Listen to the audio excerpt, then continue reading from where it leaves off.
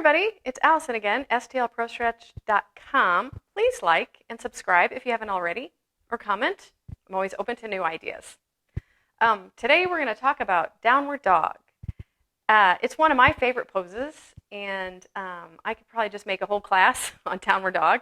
That'd be fine with me. It's probably my go-to pose. But for a lot of people, and it's supposed to be a resting pose actually in the yoga, for a lot of people that are new to yoga or just, not very flexible, it's not a resting pose. It's just frustrating and you're not comfortable. And so today's video, we're going to try to help you with that. Maybe some tips to help your downward dog be a little bit less frustrating and more relaxing and yummy. So let's go to the mat. First of all, my props are a little bit of a mess today. Tip number one, don't put hand lotion on before you do downward dog, before you go to yoga class. I know a lot of places have hand sanitizer now, and that's fine. Just make sure your hands are dry before you start doing yoga, because you're just going to slide around. Now, a lot of people have problems with sliding, with their hands sliding, and this is something that my very first year of yoga teacher training, somebody told me to do this, and I don't do it now, but when I started, it was really, really helpful. Just grab a towel. It can be a folded full towel or just a hand towel. Put it on your mat, and you're going to put your fingers on the towel and your palms off the towel. That's going to give you a lot more stability. It's going to be like a saving grace if you are a slider. So there's that. And then also, if you have wrist issues, if downward dog can be a lot of pressure on your wrist. So working on wrist flexibility can help with that. But for some people, you just need a little elevation. So I'm rolling up my towel, just creating a little depth, and it can be higher than that. They actually make cork boards for this that are angled for people with sensitive wrists. So for this, I'm going to put my palm on the towel and my fingers off the towel. And that's just going to elevate the angle of my wrist a little bit so that it's not so flex back like that. All right? So let's try a downward dog. Do whatever you want with your towel. If you want to try it out with half on, whatever. Maybe you want to use blocks. Blocks are excellent for sensitive wrists. They not only they provide a little bit of cushion, but just elevating the upper part of your body will put most of the weight, a lot more of the weight back over the legs. So that's going to take a lot of pressure off of your wrists. So you may want to try that as well. So let's go into downward dog. I'm just going to do without the blocks and without the towel. Hands underneath the shoulders, knees underneath the hips, tuck your toes under, and we're going to lift the hips up, press the hips back. Ideally, we'd like to get a long line from the wrist to the hips. So tilt that tailbone up, and then start to unfold the legs. Now here's where people get in trouble, because usually the legs are tight, either the hips or the hamstrings or the calves usually are the culprit in downward dog. And so, we get up to here, and then you undo your legs and the whole back starts to round. Try to stay here if you can, and just work within your range of motion from here. I'm pedaling my heels by bending one knee and then the other into the mat.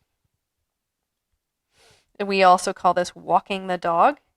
Now, in resistance stretching, and I told you I was going to pepper in some resistance stretching into all these yoga videos, we do lift the heels, shift forward, shift back, and slowly lower the heels. Lift the heels, shift forward, shift back, and slowly lower the heels. We're going to add to this, shift forward, shift back, slowly lower the heels, pick the toes up, tilt the tailbone up, and press the chest down toward the mat.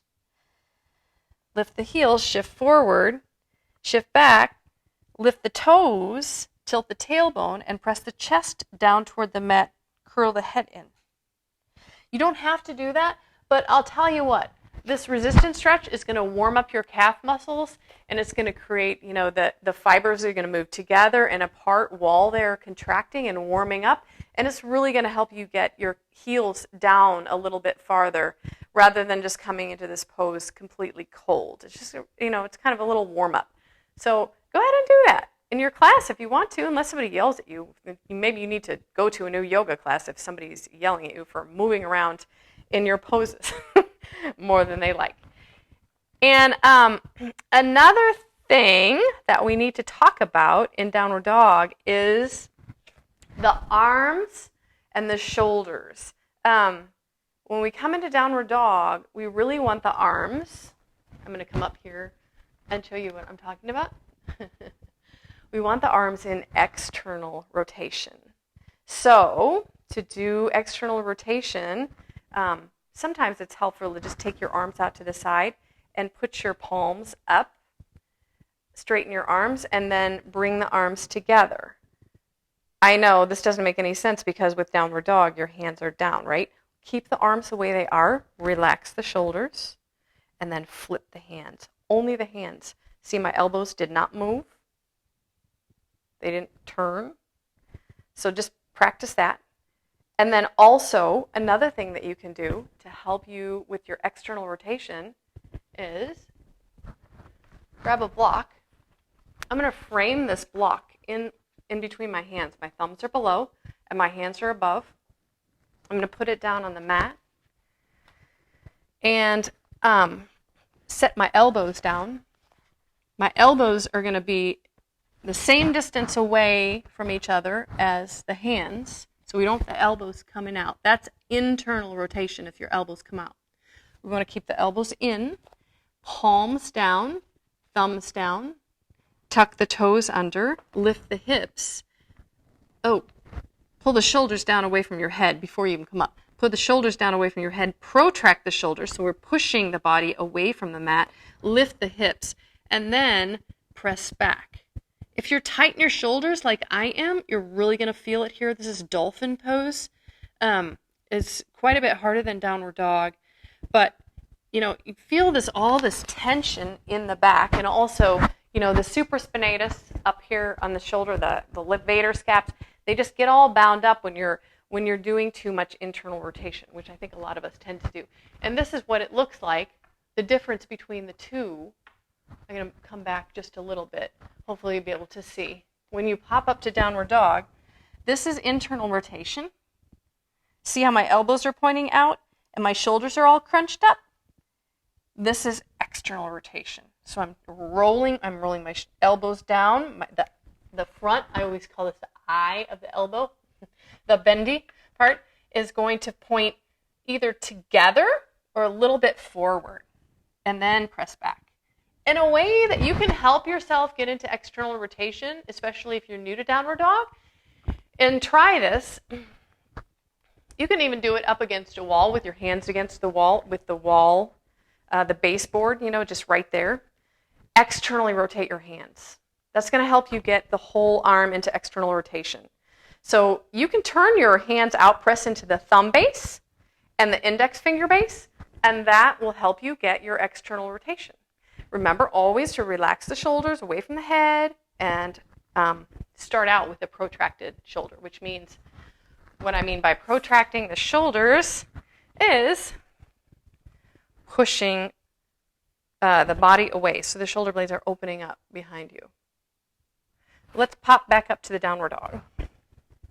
See if we can get that external rotation of the arms. If you're not getting it, just keep practicing with that block in the dolphin pose. That's really going to help you a lot. And then we'll talk about the legs and the feet. Ideally, there should be, and even the inside edges of the feet should be parallel. We don't want the toes turning out. We don't want the toes turning in. We want them to be exactly parallel if you can. Sure, you can play around with it. That's just fine, especially if you're doing resistance stretching. We do the stretches with different foot positions and everything, but typically downward dog, the feet are straight forward. And then we need to talk about the legs. And I'm going to pull, this is an old tip. This is pretty old school we're going here. We're going to grab a yoga block. If you don't have a yoga block, I guess you could use, a towel, a rolled up towel. That would probably work too. And we're going to put it in between the thighs. Now, I know this is kind of looks silly, but they use, in beginner yoga classes, we do it a lot just to get the rotation of the legs right. So when we go up to downward dog, I'm going to have you imagine shooting that block out from behind you. So internally rotating the legs. Just going to waddle down here and come back to hands and knees, press back, and shoot that block back in between my legs. Another thing that you want to try to do, and this is probably a little more advanced, but pull the belly in and up toward your head. So I guess since we're upside down, it'd be backwards. So, but if you were standing up, your belly would be pulling in and up toward your throat. And that, my friends, is just about it. That's about all I can think of right now, other than the head position. You want to just relax your head. A lot of people tuck their head under, and that's okay, but I think typically just the arms framing the ears is a good place to be. That way your head is relaxed, but it's not like bouncing around, or you're not straining the front of your neck to get the chin to the chest. So those are my downward dog tips. Hopefully that helped you, or if you are a longtime yoga practitioner, maybe there's just a couple, maybe one or two tips that you picked up. Hope this helps your practice, and I will see you next time. Bye-bye.